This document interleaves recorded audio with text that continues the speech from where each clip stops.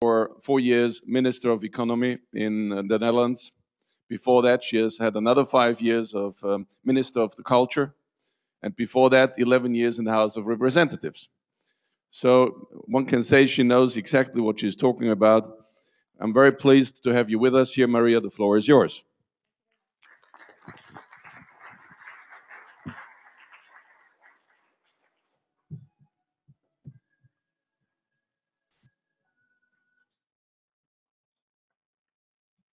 Well, thank you very much for your kind introduction.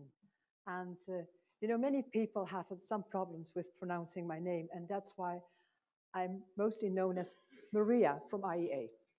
So thank you very much for having us here this morning, and for giving us an opportunity to publish here, to launch here our midterm market outlook on oil.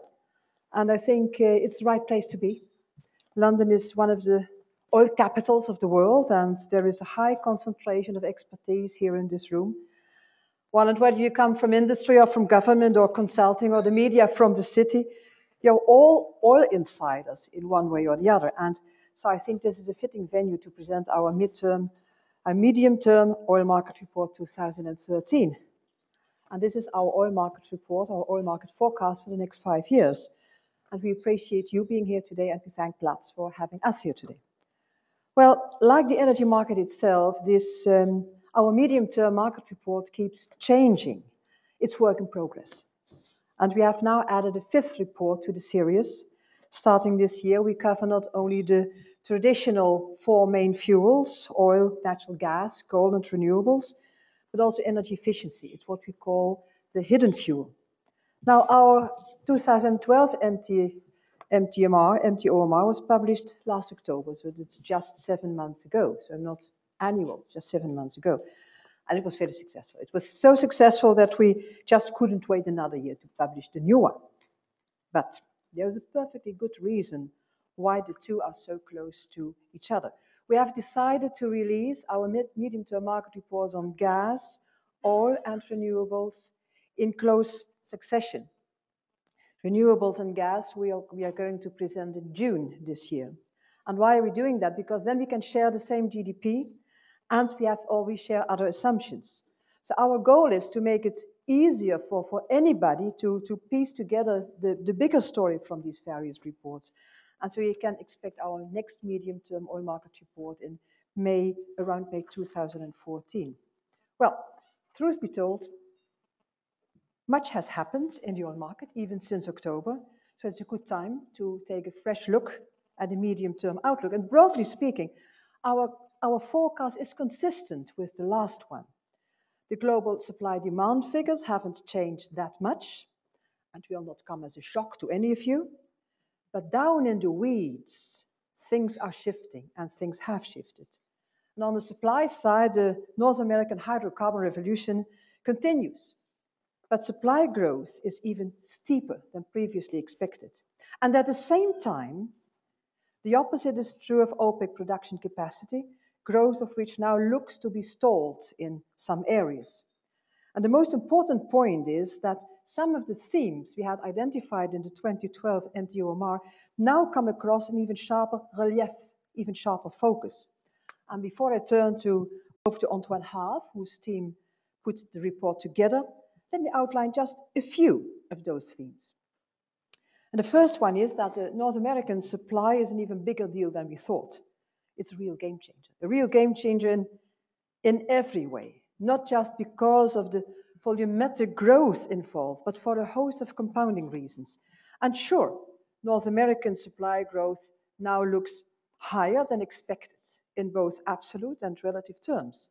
A country that 150 years ago served as the cradle of the oil industry, but which for decades seemed to face an irreversible production decline, now finds itself all of a sudden at the center of an oil boom. And that's remarkable in itself. But supply growth is only part of the picture, it's only part of the story. There are many factors that will compound the impact of this new American supply: crude quality, infrastructural requirements, current regulations, and of course the potential for replication elsewhere, just to name a few. And the technologies which will drive the boom which drive the boom will increase production from more mature fields, shifting some investments from more risky frontier regions. And altogether, in our view, these factors are forcing a series of chain reactions that will leave very, very few links in the global oil supply chain unaffected. And that's my first point. But let me hasten to say that despite the growth in LTO, OPEC oil will still very, very much be needed. And this new supply this new supply does not spell the end of OPEC, not at all. The latter will remain an essential part of oil mix for as long as we can tell. But in the medium term, OPEC production growth faces some new challenges. Security risks are on the rise in North and Sub-Saharan Africa. There is the political uncertainty in North Africa and the Middle East, and they can carry heavy consequences for the oil market, and both are expected to negatively impact production growth in these areas. That's my second point. And my third point is that the next 5 years will consolidate the rise of non-OECD in virtually every aspect of the oil market. And most of the growth, not everything, but most of the growth will come from east of Suez economies. And the idea, we know, the idea that the emerging market and developing countries would eventually overtake the OECD in oil demands, that's nothing new, but it's happening. And it's happening fast. It's faster than expected. And since the last MTOMR, this two-speed economic recovery has become a three-speed economic recovery. Non-OECD countries, non-OECD economies continue to outperform OECD, but within the latter, there's a bifurcation that has appeared between a North America energized by cheap natural gas and a euro area plagued by debt issues. Oil demand growth, however, yes, that remains two speeds, and the improvements in the US economy have yet to be matched with a corresponding rebound in oil demand. And US efficiency is on the rise. Natural gas is making inroads into the oil market. There's a growing perception that the peak in OECD oil demand, including the US, is behind us, whereas non-OECD demand growth is spreading from China, which appear to be slowing down somewhat, to other Asian economies, and even Africa, which is emerging as a new demand frontier. And this rise of non-OECD demand is pregnant with consequences for the market as a whole. And the MTOMR singles out two related developments for particular scrutiny, and that's the continued shift in global refining towards the OECD economies and associated developments in global storage capacity. And non-OECD economies are looming large on both counts, and their rise has global consequences. And one of the consequences of those changes is that the global product supply chain is transforming, and that will be my last point. New non-OECD mega refineries are challenging OECD refining economies, at least beyond the United States. And their expanding reach is accelerating the globalization of this product market. And with it come the benefit of greater market flexibility in the dispatch of product supply, but also longer supply chains, higher reliance on stocks to meet demand, diminished visibility in inventory levels, increased disruptions risks, reduced market transparency, and possibly greater price variations between key markets and also between seasonal peak and troughs in demand. So there you have it. North America has set off a supply shock that is sending ripples throughout the world. And yes, the good news is that this is helping to ease a market that was relatively tight for several years. And the technology that unlocked this bonanza in places like North Dakota can and will be applied elsewhere, potentially leading to a broad reassessment of reserves. But, as companies rethink their strategies, and as emerging economies become the leading players in the refining and demand sectors, not everyone will be a winner. And these are all developments of prime importance to us, to IEA, given our key mission of enhancing energy security, and market transparency. And of course, we will continue to watch them and to work more and more closely with other key countries towards this greater energy security and more informed energy policies and a better understanding of energy markets. And the answer to those questions, yes, they are still unclear, I know. But the MTOMR lays out the framework without which they cannot be understood. So with that, if you permit me, let me now turn to Antoine. Antoine Haaf is the head of the IEA Oil and Market Division, and he joined us last year, and this is the first very, very big event. So now, Antoine, the floor is yours. Please.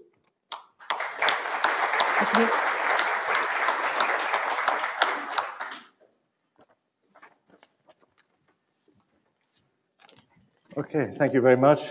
So I'm very nervous. This is my first big event. I feel like this is my wedding night or something, except it's very early. So I think partly because it's so early, what I'll do is I'll walk you fairly quickly. There's a lot of numbers in our report, a lot of data. I suggest maybe I walk you fairly quickly through the key points and leave more time for Q&A. But first of all, it's very good to be here. Thank you to Platts for hosting this event. Very nice to be in London after being in Paris, working on this report for a month or more, but the finalizing, it feels like coming out of a coal mine. You know, there's life here in London compared to Paris, which is not really the oil center of the world. Anyway, so the key points. It's only been 7 months since the last report, so the bottom line figures have not dramatically changed. There's some changes, but the main bottom line headline figure, spare capacity, production, demand, not too many changes. So the picture is, in that sense, similar to the one we had last October. We have a big increase in spare capacity because we have continued forecasts of relatively subdued demand growth. Nothing too exciting, nothing that compares to the growth that preceded the financial crisis of 2008. But we have a fairly robust supply forecast. So more OPEC spare capacity, really a return to levels of spare capacity unseen on a sustained basis since, you have to go back to before the century, back to the 1990s. But this is in the context of very diffuse risk, supply risk across the market, and especially in certain areas. What are the changes since last time? Well, US growth is even steeper than we had estimated a few months ago, as Maria just said. And what we've done is we've thought in greater depth about the implications of this growth. This is not, it is a growth unlike any other. It's a surge in supply that's quite different in its nature, in its impact, in its character from previous increases that we've seen, for instance, in Saudi Arabia. We've seen large increases in production, large swings in production in the past from countries like Saudi Arabia. But this increase from North America has a very different impact on the market. It has a very different kind of chain reaction in the market for various reasons, which we can discuss in a bit. The other thing is that the Arab Spring is kind of a bigger deal than we estimated maybe a few months ago in terms of the impact on supply. When it happened a couple of years ago, there was concerns about disruptions, and then the Libyan civil war happened, and supply came back from Libya much faster than many people had expected. So it seemed like this was not a big event for the oil market. But it turns out that it is a big event, and the process of social change, political change in the region is a very significant process. It's a very large change with deep implications, and we are starting to see a little bit of an impact on our OPEC forecast, Middle East forecast. We see security issues in North Africa, in West Africa, and we feel that this is having an impact on the forecast of production capacity for the next few years. Then the rise in non-OPEC, that's something that we had anticipated. in non-OECD demand. This is not a new story, but it's happening fast because OECD demand is perhaps a little bit slower than we had expected even a few months ago. Non-OECD demand continues to be strong.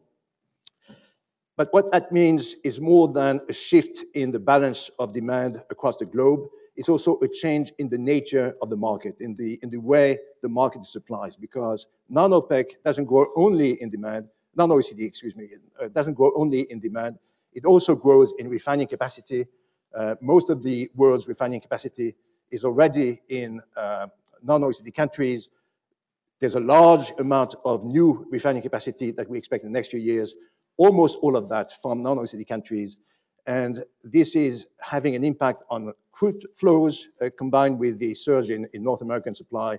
This is having an impact on product flows, and this is having an impact in the way products are supplied to consumers. There's a change in the nature of the supply chain that we try to bring to light in our report.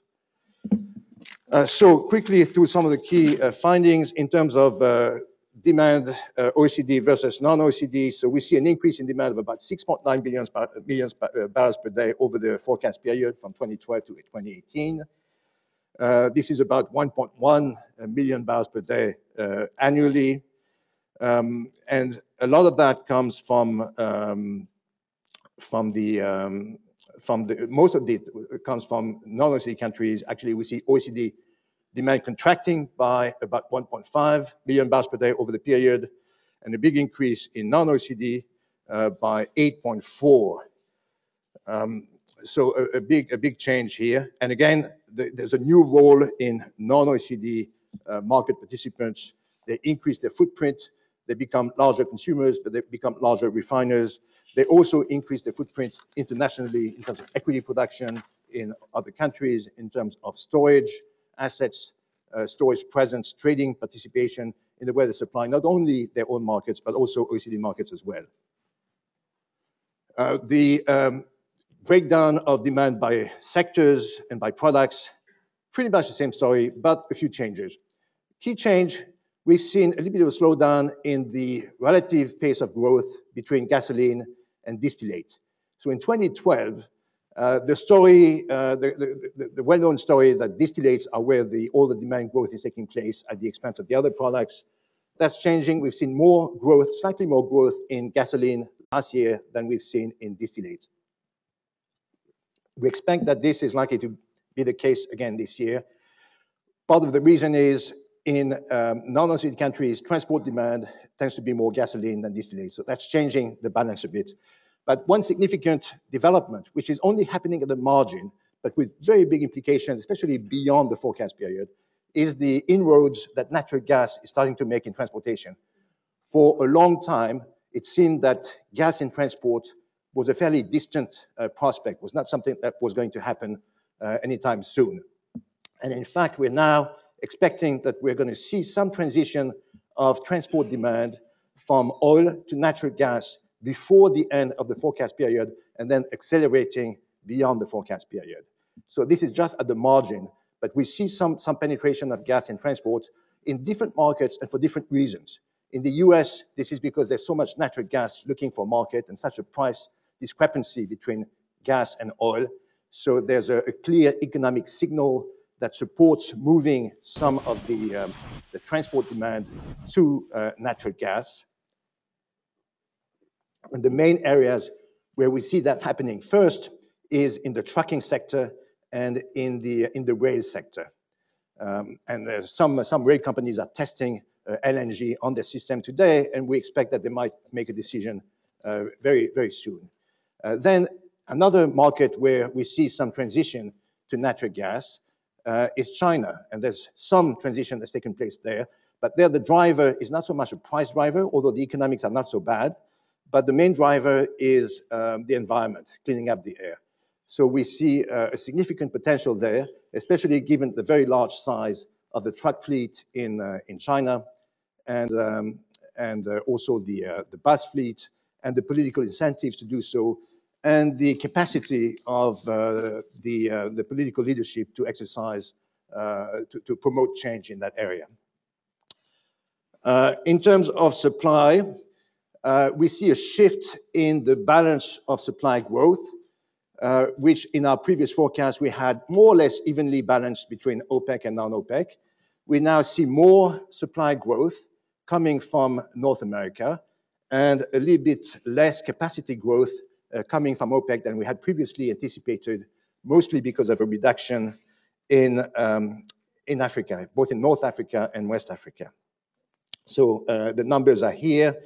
We see a growth in OPEC capacity of about 2.4 million barrels per day over the period, and an increase in non-OPEC capacity of about 6.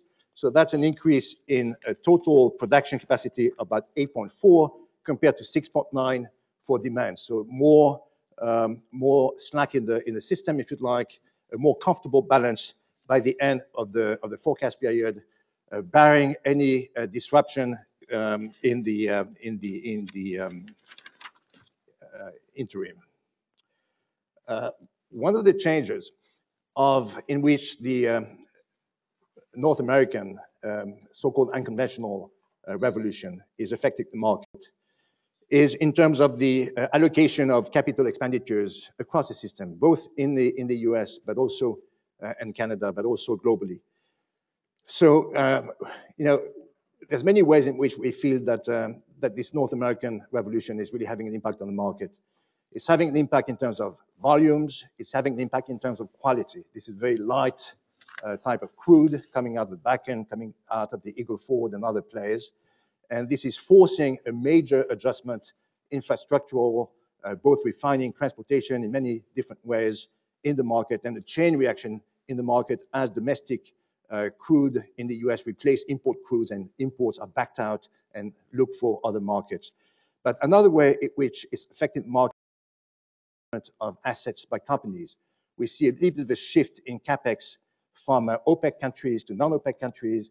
We see a shift more towards LTO, light tight oil, more towards oil sands in terms of the percentage, the relative share of capex. So, for instance, LTO was about 7% of capex in 2010. We see that doubling really to 14% by 2018. Deepwater, similar story, 16% back in 2010. We see that increasing to 22% by the end of the forecast period. So in terms of the allocation of spending between OPEC and non-OPEC, in the period 26 to 2012, OPEC capex increased by 90%, non-OPEC by 50%. In the forecast period, the next 5 years, we see OPEC capex increasing by 20%, non-OPEC by 30%. So more of a shift towards non-OPEC. Significant changes. We don't see any strong prospect of shale oil happening outside of the US in a big way within the forecast period, that may be beyond the forecast period.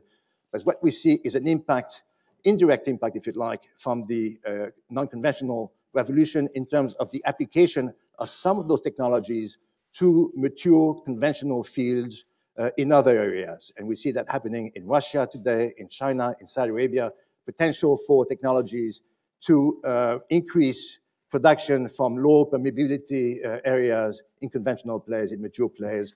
And that's shifting investment away from higher risk areas, frontier areas, some of the plays in Africa where there's a limited development of infrastructure and capital is moving, shifting to lesser, to areas of lower risk. Focusing on non-OPEC production, the last 15 years were largely red in this graph. Red is the way we code FSU supply. So really Russia and the Caspian accounted for most of the supply growth, looking back a few years. We're now in a period where all the new supply is kind of greenish, and that's how we code here the Americas, supplies from the Americas, mostly US, followed by Canada, and also Brazil, especially towards the tail end of the forecast period. So a big change, but there's challenges and there's constraints. So it's not a done deal. There's problems for developing North American supply, many challenges in terms of labor supply, in terms of supply chain management, in terms of the impact on the communities, traffic, water management, emissions, But the big problem, of course, is takeaway capacity, the development of the transport infrastructure, rail, pipelines, finding markets, the adjustment in the refining sector, more splitting capacity coming on stream, but that means more output of gasoline and naphtha, having to find a market at a time where refining capacity increases globally. So problems, financing is an issue, a lot of problems, challenges that we flag, and which explain partly why our production forecast is robust, but may not be at the upper end of some of the forecasts out there. In terms of OPEC capacity, so we see growth in Iraq, consistent with our previous forecast. We haven't taken down our Iraq forecast very much. We've shaved it by about 100,000 barrels per day over the forecast period, not a big deal.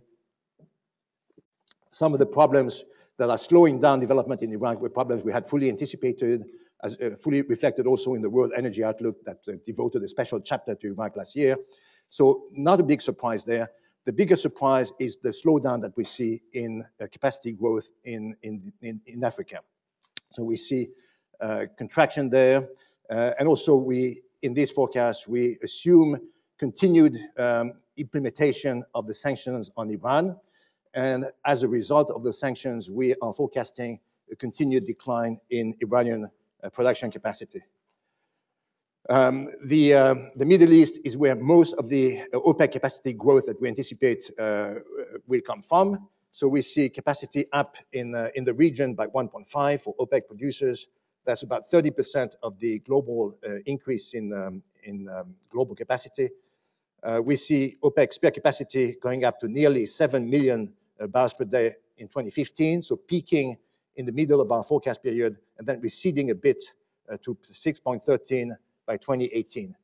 We see Saudi Arabia increasing capacity on a growth basis, developing new projects. Some of them have been recently announced. Iraqi capacity continues to grow by 1.6. The UAE has a strong increase as well, but we here forecast a contraction in Iraq by 1.1. Some continued increase in biofuel, about 500,000 barrels per day over the forecast period, but there again some challenges, and those challenges come in large part from policy issues. In the US, there's the issue of the blending wall, which is a threat to further development of ethanol. In the EU, there's also some policy issues. There's some legislation currently being considered that would cap the share of biofuel in the gasoline mix by a little bit more than previously considered, from 10% to 5%. There's also investigations against anti-dumping suspected practices, and that's putting a cap perhaps on supply from Argentina. But that's been a drag on Argentinian exports recently. Some of the big changes that we see, and very transformative in the market, is the increase in refining capacity. And that's something that we've seen already. There's been, just in the last few months, massive increases from places like China, India, Saudi Arabia. So we see more of that coming down the pipe. Most of the new capacity we expect will come from the east of Suez region. We feel that China will account for 45% of incremental capacity. So we have here an increase in total capacity going to of 9.5, so way more than the increase in demand, even more so, of course, than way more than the increase in demand and way more than the increase in supply. From other Asia, that's mostly, but not exclusively, India, we see an increase of 14% of the total, and the Middle East accounts for more than a fifth of the incremental capacity that we see in refining. So that's a very significant change. Sometimes it leads to misperceptions of what Chinese demand really is, for instance, because of the big increase in refining capacity in China, the big increase in product output, some analysts have seen an increase in implied demand in China. We feel that much of this new output really is ending in storage or is being exported. We've seen just recently a very sharp increase in Chinese gas oil exports. We've seen an increase in Chinese gasoline export, jet fuel exports. So we see China becoming a significant exporter for a number of years, not so much by design, more by accident, as it overbuilds capacity for a period of time.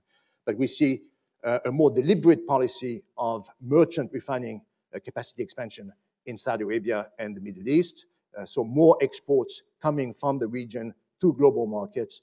And we see in other markets some increases as well.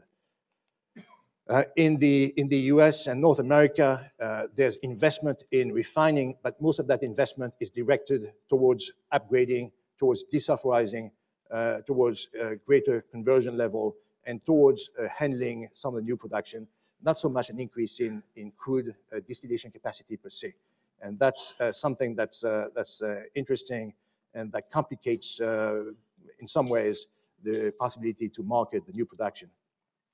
Latin America develops its refining capacity to some extent. There's some increases in capacity there, but the region remains a net importer, and it remains a market for US output, for North American output, and also for Indian output and production from other markets. So big change in the crude map. That's something that we had anticipated, but it's even more pronounced in this medium-term report. It's kind of a split in the trade map. Most of the trade is happening between Africa, the Middle East, and Asia. There's less trade involving the Americas. The Americas become more self-sufficient in terms of crude supply. More of the crude in the US and Canada is refined locally. Less imports are required. And in the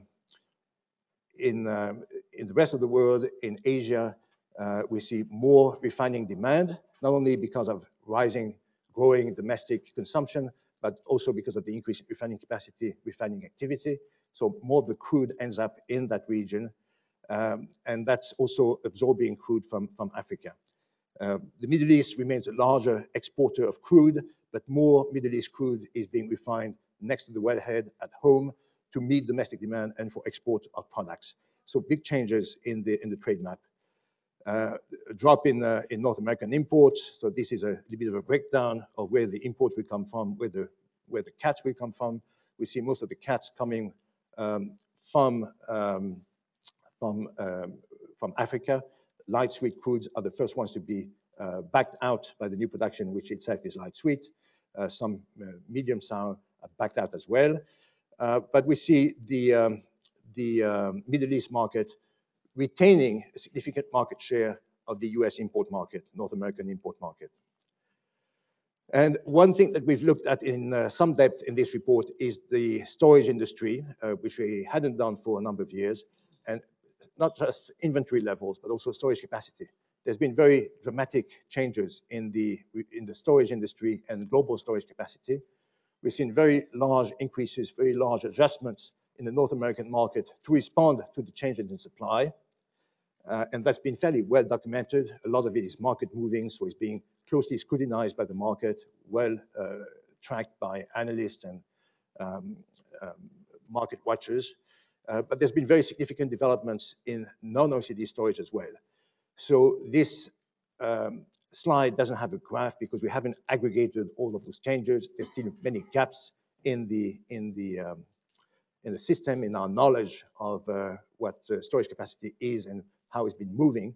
But we have identified significant increases in tank farms, in storage capacity. A lot of it is driven by strategic concerns in some of the importing economies. China has been developing its strategic reserves very aggressively. It's currently developing phase 2 of the Chinese SPR. Phase 3 is coming next. That's a massive increase in storage and demand for storage, largely for crude. But we see increases in other Asian economies for strategic purposes as well. We also see very large increases to support refining activities, refinery expansions. That's sometimes difficult to track, but every time a refinery opens up, this means new storage needed, new minimum operating levels in the tanks. And we try to account for that as much as we can. But some of the storage increases also is designed to support the changes in trade. And in particular, on the downstream side, we see increase in product trade, and this is supported by a development of new storage capacity, including in areas that are being developed as strategic hubs. And that's a big change in the way the the product market is being managed. It used to be that refineries were mostly located next to their markets. We now see refineries moving closer to the wellhead or closer to key centers in Asia and serving a global market. That has very significant implications for the market in many different ways, including, of course, supply security. That's something we're closely looking at, and also including prices. This probably will reflect, will lead to more variability in prices between markets to pay for the transport costs across markets, but also between peak and troughs in demand periods to justify the need for storage. Because whenever you say increases in trade, in long-haul trade, increased dependency in imports for some markets, that implies a greater need for storage to manage potential disruptions and shifts in demand. So there's a flip side to the increase in refining capacity in non-OECD countries, and the flip side is that some of the old refining capacity in OECD countries, particularly in Europe, is becoming a threat, is facing tougher economics, is seeing its margins under pressure, and we do expect a further contraction in OECD refining capacity outside of North America, particularly in Europe, something we're watching closely. So these are some of the main points. So just to summarize, I think what we're seeing is a very transformative, a very pivotal moment in the market. We see a big expansion of North American supply with very significant ripple effects across the market. A change in the nature, the source of new supply, but also a change in the quality of new supply, chain reactions, very big displacement, disruptions across the system, a huge need for infrastructure development. Much of that is happening already. More is happening down the pipe. We see changes in the nature of risk, more risk, security risk in some African countries. And we see a change in the nature of the supply chain, in the way products are being delivered to consumers from the wellhead to the end user markets. So I'll end here with those very, very broad remarks, and we would be very delighted to take any questions and take this discussion to the next step. Thank you.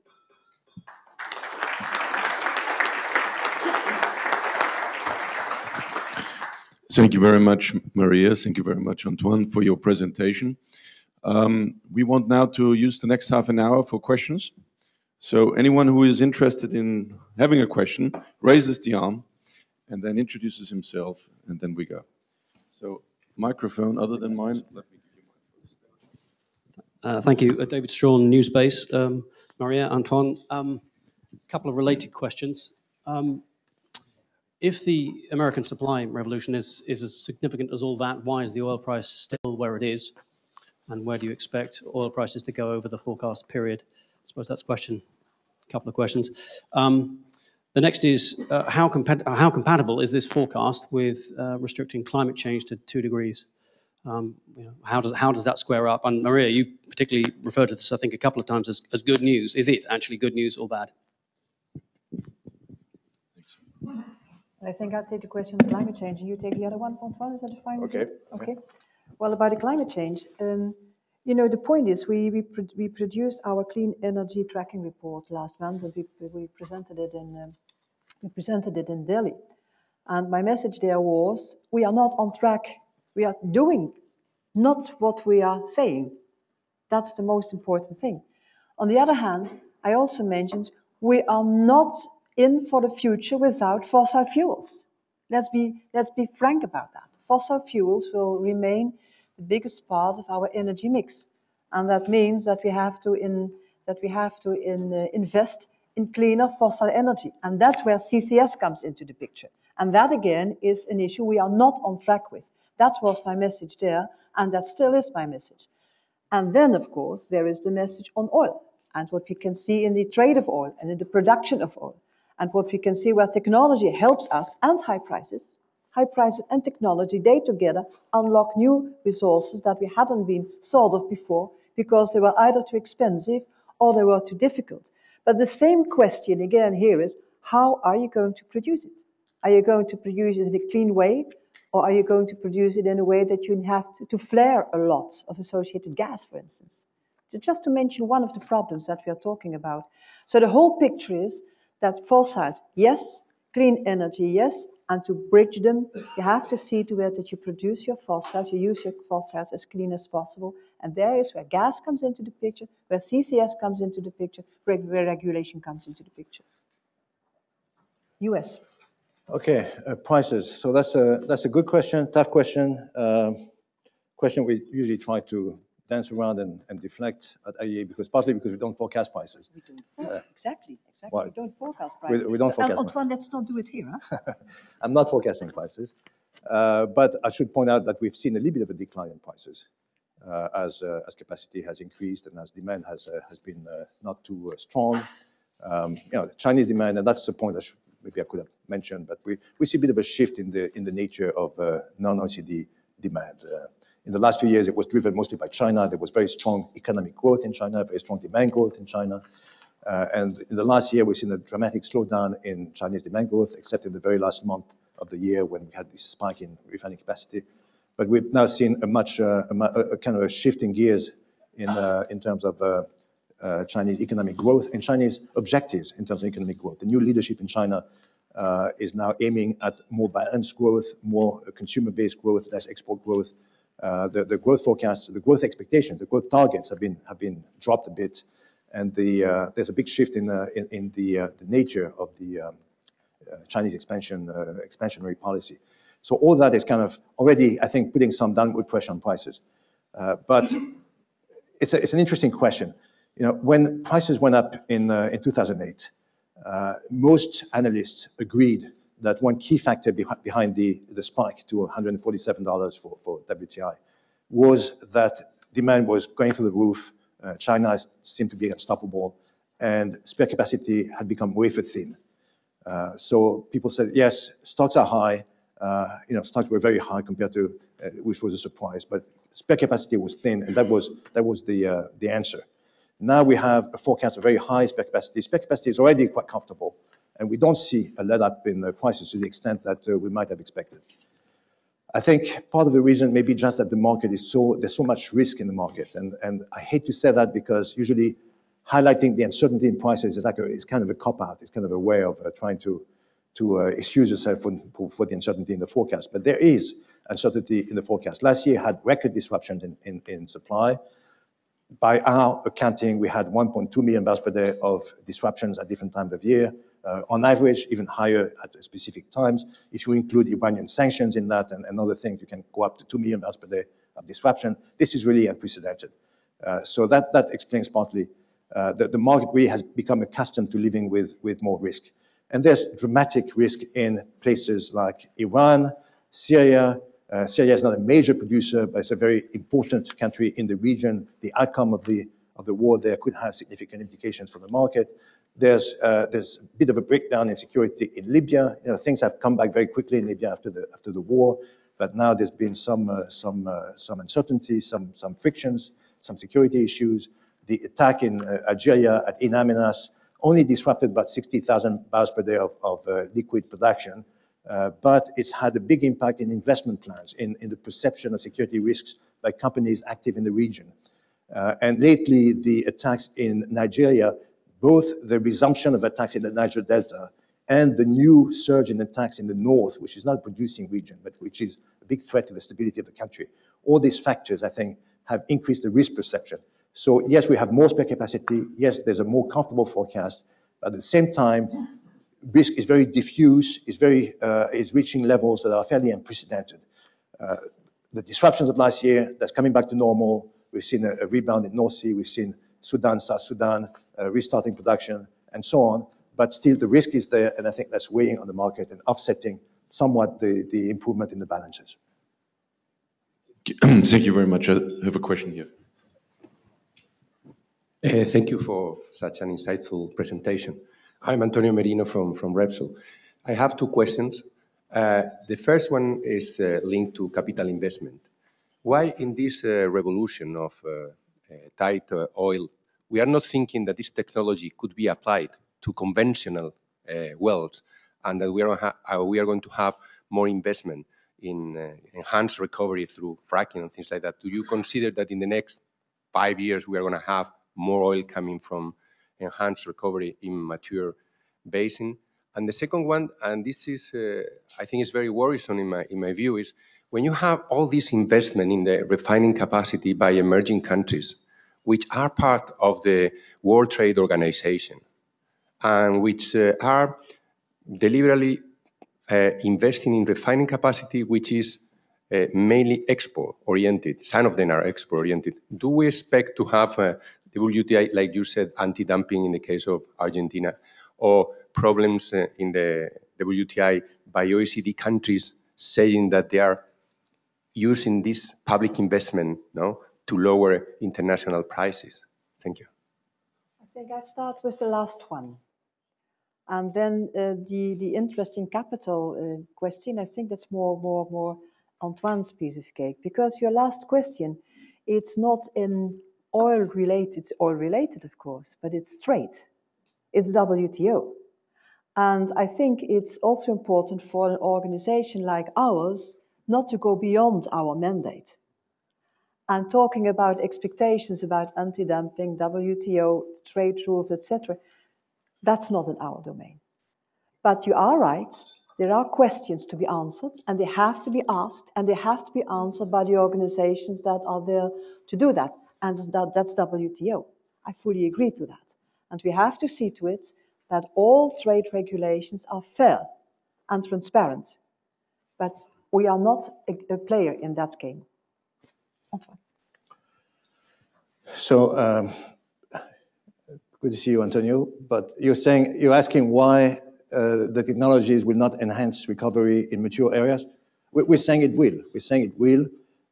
Perhaps there's upside risk to our forecast from that perspective, but we're saying that we are factoring in the application of some of those technologies to mature areas. And this has been reported already. This is not just a vision for the future. This is something that's happening in places like Russia, in places like China, the Middle East. We see more of that. So not all the technologies being applied, being developed are necessarily brand new. There's also old technologies, but some of the lessons from the North American Revolution, I think, have implications beyond the frontiers of North America. And that's not only in terms of the prospects for shale oil production elsewhere. There might be some prospects for that. We're not really anticipating a very large increase in shale oil production outside of North America in the next 5 years. That may be beyond the 5-year outlook. But we are anticipating a contribution from the application of new technologies or sophisticated improved technologies developed through the North American experience to other players elsewhere. So that's something we notionally, at least, we agree on that. Perhaps we can discuss how this shows up in the numbers, but we agree with this notion that that's going to happen. On refining, I don't want to add anything to what Maria just said, but just point out one thing, which is that it's not just us against them, if you like. I mean, you speak, I guess, from the point of view of a Spanish oil company, so okay, analyst, okay. But what strikes me is that it's not really just a story of European refineries against the emerging country refineries, because the European refiners themselves, some of them at least, are invested in some of the new refineries. There's joint ventures in places like China. The new Saudi refineries are joint ventures. So the traditional old world IOCs, if you like, are a part of this development of new refining capacity outside of OECD countries. And conversely, some of those non-OECD companies are invested in the supply system in OECD countries, in old world countries. So we've seen Chinese companies, Indian companies, Middle Eastern companies, Russian companies take participations in European refineries, just as we've seen European companies take pieces in Chinese or Saudi refineries. So it's a changing market. It's a market that's become very much different from what it was, much more complex. And also it's a market where trading companies are raising their participation, are taking a new role in supplying the market, and where storage companies themselves are emerging as key participants. The storage industry is changing. That's very dramatic in North America, but that's kind of a worldwide phenomenon. In North America, we've seen integrated companies or refineries spin off their logistics arms, their storage arms, and those companies are now being developed as profit-seeking companies, whereas they used to be cost centers, and they're a key participant in this reconfiguration of the product market. Thank you very much. The next question here from Attila, then comes David, then you, then you. Attila Conkley from Black River Asset Management. My question relates to the SPR held by the OECD countries. In this light of sharp supply growth from North America, how do you think it will impact the SPR release criteria, potentially the levels of strategic petroleum reserves, and how will it shape the discussions in the future if the need were to arise? Well, I think these are really very, very important questions. And as you know, at this moment, the levels are 90 days of import. But if import changes, then the requirements will change. I think that's what your question really leads to. And this is, of course, a discussion that has to be taken up within the governing board of IEA, where the 28 member countries are doing this. And of course, there's something else in our IEP, that's actually our starting document, and the things that came later. It was agreed upon these 90 days of levels of oil. We are talking about oil or oil products. And the way in which you have these levels, you have these stocks, you can have them yourself, you can have them with tickets, you know all about that. So there are different ways to have that. If this is really going to change these kind of requirements, I can't answer your question now, because we haven't had a discussion of that. What we had, of course, in the past was a discussion of stock release. And my answer always was, and still is, that if there is a physical disruption of supply, then you can have a temporary stock release to ease the market. But it is an illusion to think that with a stock release you can have a structural, fundamental impact on a market that is really driven by market fundamentals like demand and supply. So that also explains why we have always been very, very careful in using the stocks. We did it only 3 times. And I think this shows that this is what my friend, Mr. Badri from OPEC once told me, it's a bullet you can only use once. And then it has had its effect. We have to be very, very careful in handling these kind of things. Thank you very much. David? David Fife, Gunvor. Antoine, congratulations on a very in-depth and well-presented report. I know the amount of work that goes into generating that, so you must be relieved to get it out of the way a bit earlier in the year. One thing, your time horizon's going out to 2018 now, and it sort of overlaps with what's happening in terms of the bunker fuel market, which obviously for Gunvor and others is of great interest.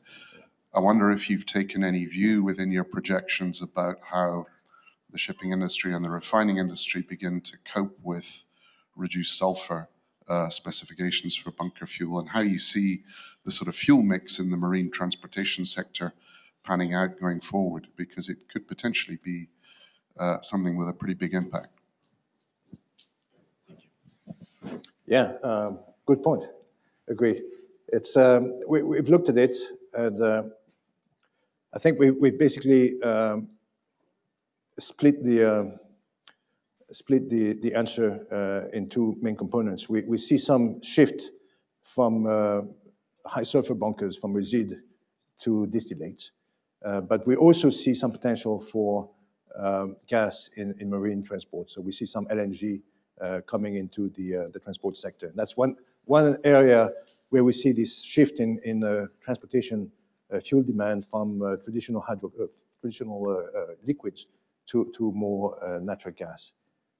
And thanks for pointing it out. We see most of the change in the trucking sector and the buses, some rail shift. We don't see too much shift in terms of cars, personal vehicles. We see that beyond the 2018 horizon, because I think we're likely to see in the next 5 years more of the infrastructure rollout than the actual shift in demand in that personal vehicle sector. And that's something that the gas medium-term report, by the way, which will come out soon, will look into in even more depth than our report. But we also see some penetration in the marine transport sector as well. And it's hard, it's a little bit early days to predict exactly how things will play out. But in our forecast, what we put in there is some shift from resid to distillates and some shift from liquids to gas. Arthur Max from Environment and Energy Publishing. I wonder if you could address the Canadian oil sands issue a little bit, expand on that, and tell us about the Keystone Pipeline. Do you think if the United States rejects that project, what would be the effect? Mm-hmm. So I wasn't sure who you would be, what would be your name or how you'd look, but I knew you would be here with that question today. So in our forecast, put it this way, we are not making any assumption about the Keystone Pipeline. We're staying away from that. We're not having an assumption whether it's going to be approved, not approved. What we assume in our forecast is that the transportation capacity will be in place, whether it's Keystone or some other forms of transport capacity. We think that that's going to happen. We also think that Canadian production will not move just to the south through PADD 2 to the US Midwest, but we move to the coast as well. So we see some move to the Atlantic coast. We see some move to the Pacific coast. But we do acknowledge that transportation bottlenecks are a constraint on Canadian production. And actually, we've seen price pressures as a result of those constraints. And we've seen already some projects, some effect on production forecasts. We've seen a project, an upgrader, being canceled recently. And that's, I think that's based on economics, but those economics reflect the transportation bottlenecks. So we can discuss more in depth if you'd like, but the short answer is we're kind of agnostic on Keystone, but we think that the transportation, regardless of what happens, and the timing might change a little bit depending on what happens exactly, but we think that the transportation capacity will be in place regardless of what exactly happens with that particular project. Thank you. Yeah, hi, Danny O'Sullivan from Energy Intelligence. Forgive me in advance for a very tedious question about spare capacity, but I think it's merited on the figures, because you stood up there and said spare capacity peaks at 6.98 million barrels for OPEC in 2015, falling off to 6.13 in 2018.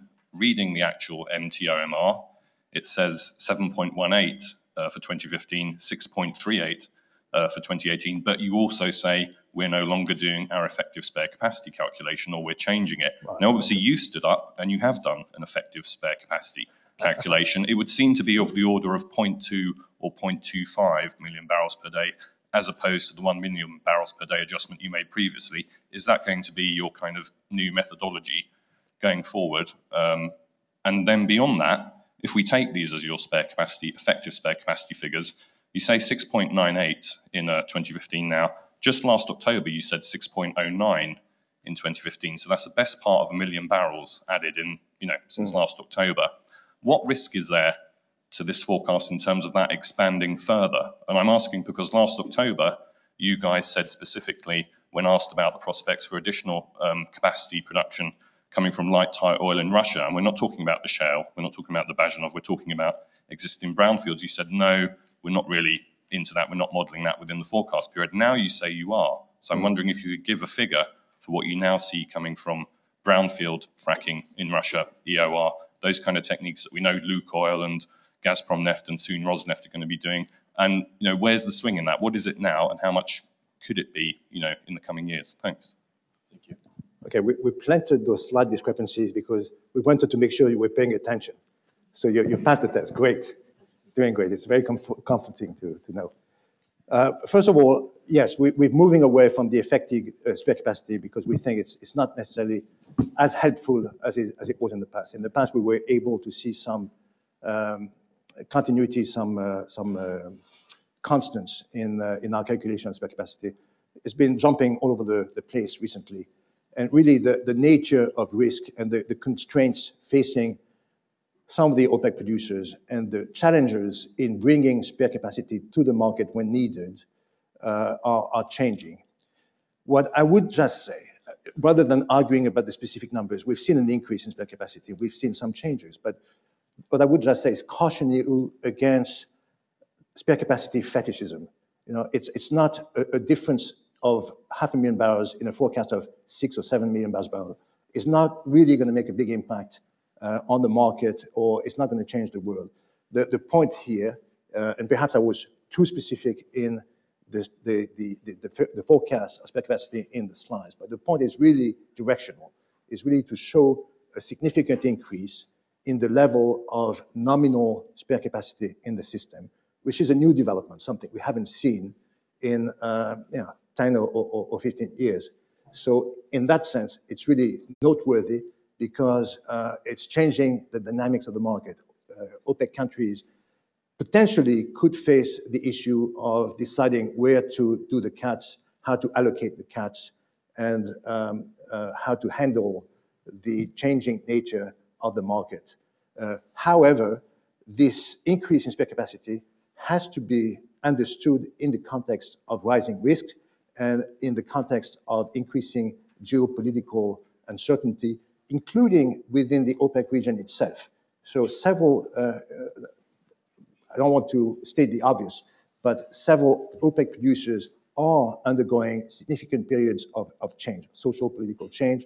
There's a political transition underway in Venezuela. There's transitions in Libya. There's transitions in or uncertainties in Nigeria, in Algeria, and of course in the Middle East region outside of OPEC countries. There's risks that could affect OPEC countries down the pipe.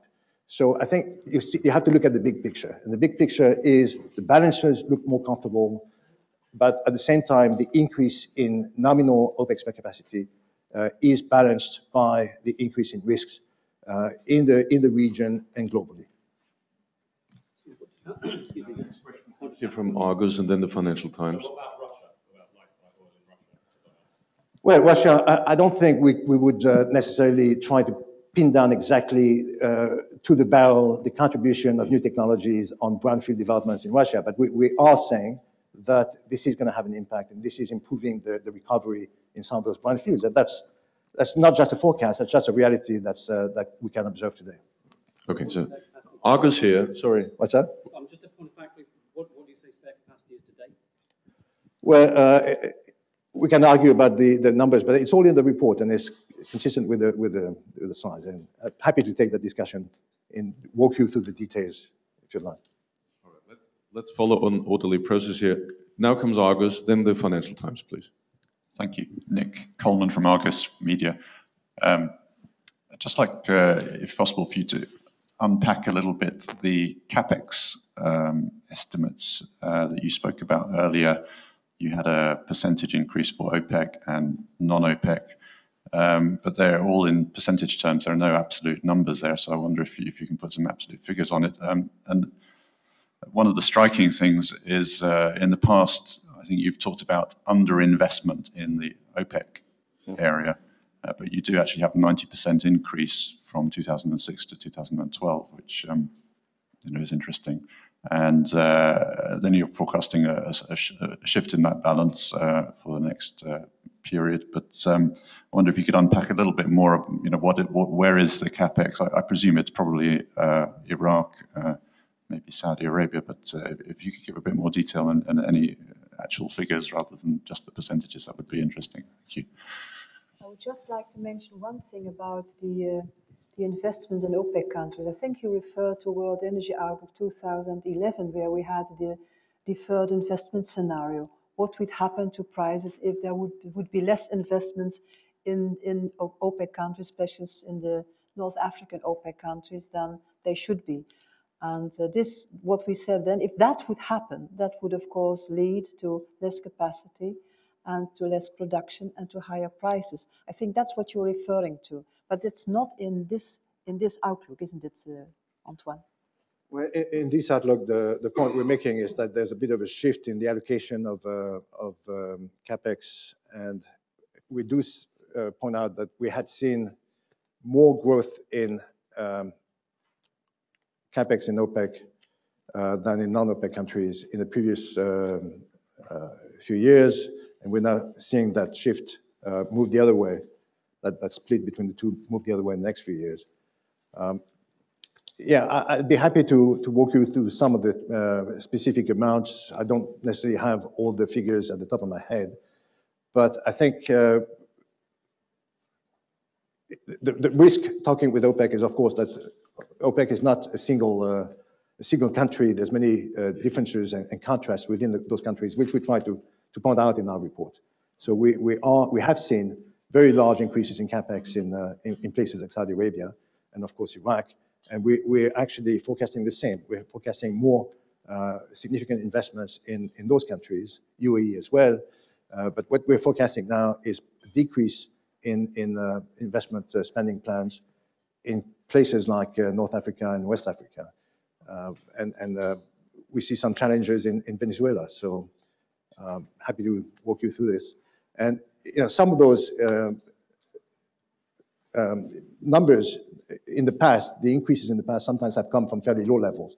So that's a problem talking, and you're right to point this out, that's a problem talking in terms of growth versus absolute levels. So in the previous few years, we've seen some growth from fairly low levels, which kind of distorts a little bit the picture. Thank you very much.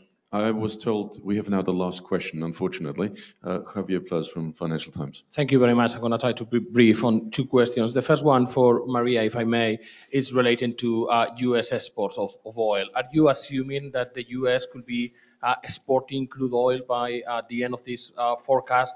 Legally, I mean, and outside Canada, you have already been publicly asking the U.S. to reconsider the ban. Are you getting any traction then?